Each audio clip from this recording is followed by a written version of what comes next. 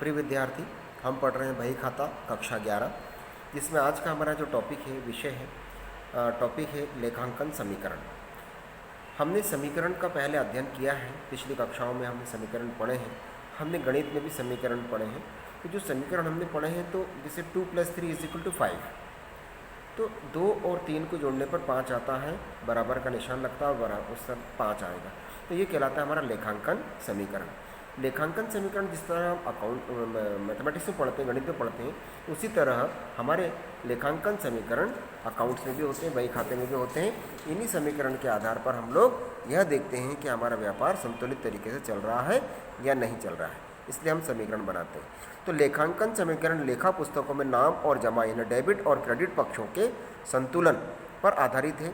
इसके अनुसार व्यवसाय कुल परिसंपत्तियों का योग सदैव उनकी देयता यानी दायित्व लाइबिलिटीज व स्वामी की पूंजी यानी कैपिटल के योग के बराबर होता है। जब इस संबंध को एक समीकरण का रूप दिया जाता है तो वो इस प्रकार होता है: ए यानी संपत्तियाँ = एल यानी दायित्व देयता प्लस पूंजी यानी कैपिटल।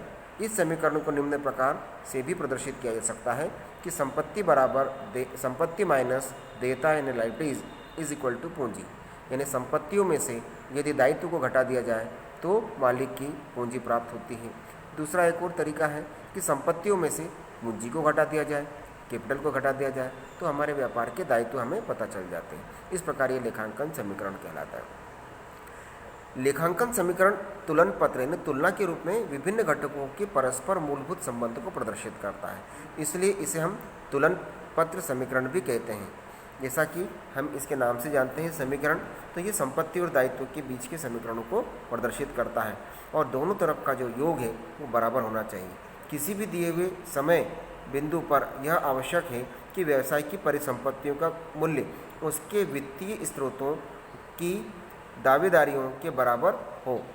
बाह्य दायित्व स्वामी व्यवसाय को चलाने के लिए धन उपलब्ध कराते हैं, इसलिए स्वामी की दावेदारी भी पूंजी को पूंजी कहा जाता है तथा बाह्य देनदारों एवं दावेदारियों के देयताएं। इस समीकरण का प्रत्येक घटक तुलन पत्र यानी तुलना पत्र है, जो कि एक तिथि विशेष को व्यवसाय की वित्तीय स्थिति का उल्लेख करते हैं। जब हम किसी विशेष समीकरण स्थिति को देखना चाहें, तो वास्तव में हम यह जानना चाहते हैं कि उस लेन देन का व्यावसायिक इकाई के तुलन पत्र पर क्या प्रभाव पड़ा, तुलन पत्र के संपत्ति दायित्व एवं पूंजी पर क्या प्रभाव पड़ा। इसी को हम लेखांकन समीकरण के रूप में बनाते हैं। इसको देखिए, एक उदाहरण के रूप में हम देखें। पहला, प्रत्येक लेन देन का उदाहरण है, प्रत्येक लेन देन का विश्लेषण कर यह दिखाइए कि हर स्थिति में परिसंपत्तियों देयताओं व पूंजी पर क्या प्रभाव पड़ा है तथा लेखांकन समीकरण A = L + C संतुलित हो रहा है या नहीं हो रहा है। इसके यहाँ पर हमें 10 पॉइंट्स दिए हुए हैं और प्रत्येक पॉइंट का एक अलग अलग समीकरण यहाँ हमें उदाहरण में बनाकर दिया हुआ है।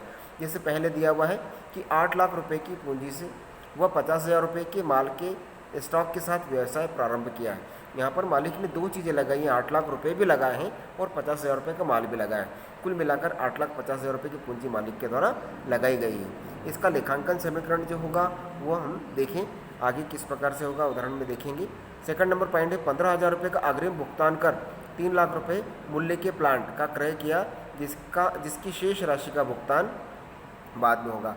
अब 15,000 रुपये का अग्रिम भुगतान किया मतलब एडवांस पेमेंट 15,000 दिया है और संपत्ति खरीदी 3 लाख रुपये की, प्लांट यानी मशीन खरीदी 3 लाख रुपये की।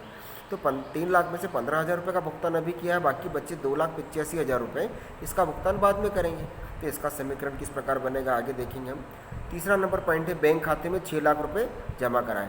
अब बैंक खाते में 6 लाख रुपये जमा कराए, इसके 2 प्रभाव होंगे। एक, हमारे पास से 6 लाख रुपये चले गए और दूसरा, हमारे ही बैंक खाते में 6 लाख रुपये जमा हो गए। तो इसका समीकरण पर दोनों तरफ प्रभाव पड़ेगा कि एक तो 6 लाख रुपये कैश में से हमारे पास से कम हुए और दूसरी संपत्ति बैंक में 6 लाख रुपये हमारी बढ़ गई। नेक्स्ट है 4th नंबर पॉइंट, ऑफिस के लिए 1 लाख रुपये मूल्य का फर्नीचर खरीदा व चेक से भुगतान किया। अब ऑफिस के लिए फर्नीचर खरीदा और भुगतान चेक द्वारा किया, मतलब भुगतान चेक का पेमेंट बैंक करेगी, तो पेमेंट बैंक के द्वारा किया जाएगा। हमारा बैंक में जो पैसा जमा था उसमें से ये पेमेंट हो जाएगा। इसका भी समीकरण बनेगा, आगे देखिएगा। सबके अलग अलग समीकरण बना कर दिए हैं। नेक्स्ट है 5th नंबर 80,000 रुपये मूल्य का नगद माल वो 35,000 रुपये का उधार माल खरीदा। यहाँ पर नगद भी खरीदा, उधार भी खरीदा है। माल तो हमारे पास आया, संपत्ति आई, मगर इसका भुगतान हमने नहीं किया है, और जो भुगतान नहीं किया वो हमारे लिए दायित्व बढ़ जाएगा, और जो भुगतान कर दिया है उसमें से कैश में से कम हो जाएगा। नेक्स्ट है 45,000 रुपये मूल्य का माल 60,000 रुपये में नगद बेचा। अब देखिए 45,000 रुपये कीमत का माल था, बेचा कितने में? 60,000 रुपये। यहाँ पर हमने 60 में से 45 यदि घटा दें तो 15,000 रुपये अधिक लिए हैं। ये 15,000 रुपये व्यापारी के लिए लाभ होगा, और ये लाभ की राशि उसकी पूंजी में जुड़ जाएगी। नेक्स्ट है 7 नंबर पॉइंट, 80,000 रुपये मूल्य की वस्तुओं का 1,25,000 रुपये में उधार विक्रय किया। अब कीमत थी 80,000, बेचा कितने में? 1,25,000 में। तो यहाँ पर हमने 40,000 रुपये अधिक कीमत वसूल करी, मगर उधार माल बेचा है। उधार माल बेचा है तो हमें वसूल करना रहेगा, जो हमारे देनदारियाँ रहेंगी, जो हमें देंगे लोग रुपए, वो हमारे देनदार कहलाएंगे, या उसको इंग्लिश में हम डेटर्स बोलते हैं, वो लिखाएगा। नेक्स्ट है वस्तु माल के पूर्तिकर्ताओं को भुगतान के लिए 35,000 रुपये मूल्य के चेक जारी किए। मतलब जिन लोगों से हमने उधार माल खरीदा था उन लोगों को हमने 35,000 रुपये का चेक से भुगतान किया है। और नेक्स्ट है 9 नंबर, ग्राहक से 75,000 रुपये का चेक प्राप्त किया। हमने जिसको उधार माल बेचा था उसने 75,000 रुपये का चेक हमें दिया है। नेक्स्ट है व्यक्तिगत प्रयोग के लिए 25,000 रुपये की राशि आहरित की। मतलब हमने यहाँ पर मालिक ने व्यक्तिगत प्रयोग यानी आहरण किया है, स्वयं के उपयोग के लिए राशि व्यापार से निकाल ली। आप देखिए इसमें जो समीकरण बने हैं ये समीकरण सभी के अलग अलग हैं। हर पॉइंट का हमने एक अलग अलग समीकरण देखा है। जैसे पहले नंबर पॉइंट में देखिए आप, यहाँ रोकड़ रोकड़ है आपकी 8 लाख रुपए प्लस स्टॉक 50,000 रुपये। इस प्रकार दोनों तरफ का टोटल मिलाकर देखें तो पूंजी दायित्व हमारा व्यापार का कितना हो गया? 8,50,000 रुपये। सेकंड नंबर पॉइंट में इसी प्रकार से आपका रोकड़ में से 15,000 घट गए तो रोकड़ बची 7,85,000 रुपये। स्टॉक आ गया हमारा 50,000 रुपये का, और 3 लाख रुपये की प्लांट। इस प्रकार टोटल 11,35,000 रुपये।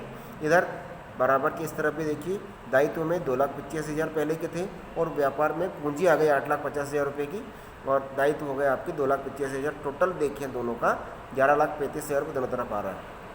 थर्ड नंबर पॉइंट में कैश 7,85,000 थी, उसमें से 6 लाख रुपये का यदि हमने पेमेंट कर दिया तब 1,85,000 बची, क्योंकि 6 लाख बैंक में चले गए। स्टॉक 50,000 का है, प्लांट भी आपका 3 लाख का है, और बैंक में आपके 6 लाख पहुँच गए।